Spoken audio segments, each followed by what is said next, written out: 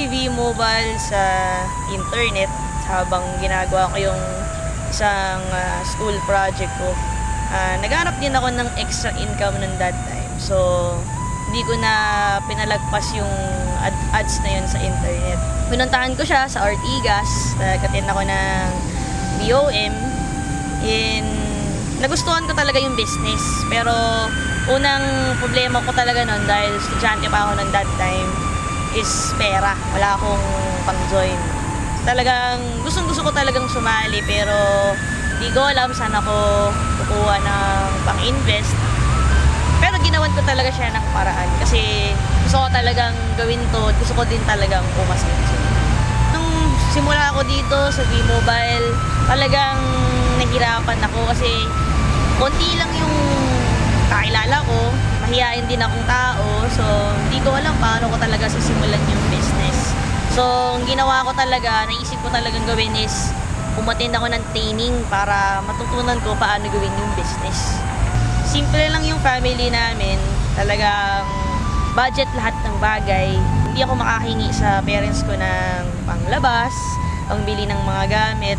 So, kaya naisip ko magkaroon ng pagkakaitaan kasi gusto ko talagang bumili ng mga gamit para sa sarili ko, mga gadgets, damit, and syempre marami din po akong pangarap sa buhay. Naisip ko, kahit na meron akong mga leaders, meron company, meron training, I know na kailangan mag-depend ako sa sarili ko. Kailangan ako mismo meron akong believe sa sarili ko na kaya kong gawin. Kasi kung nagawa nung iba, alam kong kaya ko rin. So, ginawa ko lahat ng pwede kong gawin. Nag-research ako ng trainings, at nagbasa ako ng mga books, at nag-ask din ako ng mga advices and opinions sa mga successful na tao. So, by that, nakakuha ko ng mga tips and techniques. In-apply ko lang siya doon sa aking business and hindi ko napansin na effective talaga siya and talagang magbo-boom yung business. Ang sarap ng feeling kasi di ko expect na aabot pa doon yung income ko sa business kasi ang akala ko lang talaga extra income. So akala ko maliit lang yung kita pero di ko expect na aabot pala talaga siya ng milyon. Kung talagang seryosohin mo yung business, seryoso talaga yung ibabalik niya sa'yo. Nakuha ko yung unang sasakyan ko after 1 year mahigit ko sa business kasi part-time pa lang ako nun, estudyante pa lang ako nun. Yung first car ko, Mitsubishi Galant, actually second hand pa lang ngayon. And siguro mga around less than 200,000 yung bili ko doon.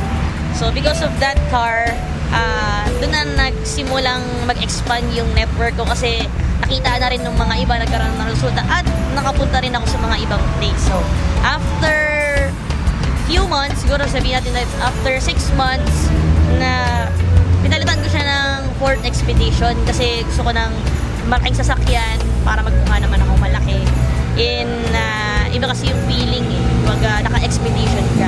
After ko mag-second hand ng kotse, naisip ko naman mag-brand new para yung kakaibang feeling. So next car ko naman, third car ko is yung Hyundai Sonata. Ang saya kasi para siyang pang bridal car eh. And then after nung Sonata, after 3 months, bumili naman ako ng Chevrolet Suburban. Pinalitan ko naman yung old ko na Ford Expedition para mas bago na rin yung family car namin. Then, sabi ko na lang, before ko makuha yung Camaro, pinagdasal ko muna siya kay God. Kasi sabi ko, Lord, gusto ko ng isa pang car. Pero kung hindi mo siya ibibigay pa sa akin ngayon, okay lang. Pero hindi ko in-expect na talagang darating siya. So, ito naman ngayon yung latest car ko, yung Camaro. Talagang ang sarap ng feeling kasi dati hindi naman ako nakakasakay ng sasakyan. Wala akong sasakyan. Hindi ko alam kung makakabili ba ako ng sasakyan. Hindi ko rin dati na-experience na pumasok ng showroom at from that day is pwede ka nang bumili ng sasakyan. Nung una pa nga ayaw ko pansinin ng mga agents kasi siguro akala nila isa lang ang musmus na bata. Pero di lang nila alam na ako na pala yung bibili ng sasakyan. So, iba talaga yung feeling kasi parang iba yung achievement na mararamdaman mo eh. So, talagang sobrang thankful talaga ako sa business, sa V-Mobile, kay God, tsaka syempre, yung determination ko na gawin yung business. Sa lahat ng nag-reject sa akin, maraming salamat kasi dahil sa inyo, lalong lumakas yung loob ko na gawin yung negosyo at patunayan sa mga hindi naniniwala sa akin na kaya kong gawin yung business with or without you. Dahil sa inyo, yung spirit ko na gawin yung business talagang sobrang grabe. Advice ko sa mga new members, number one, maniwala muna kayo sa Diyos. Kasi siya yung nagbigay sa inyo, nagturo sa inyo ng opportunity na ito. Magtiwala din kayo sa company kasi yan yung magbibigay sa inyo ng mga commissions ninyo. And lastly, magtiwala kayo sa sarili ninyo kasi wala namang imposible kung marunong kang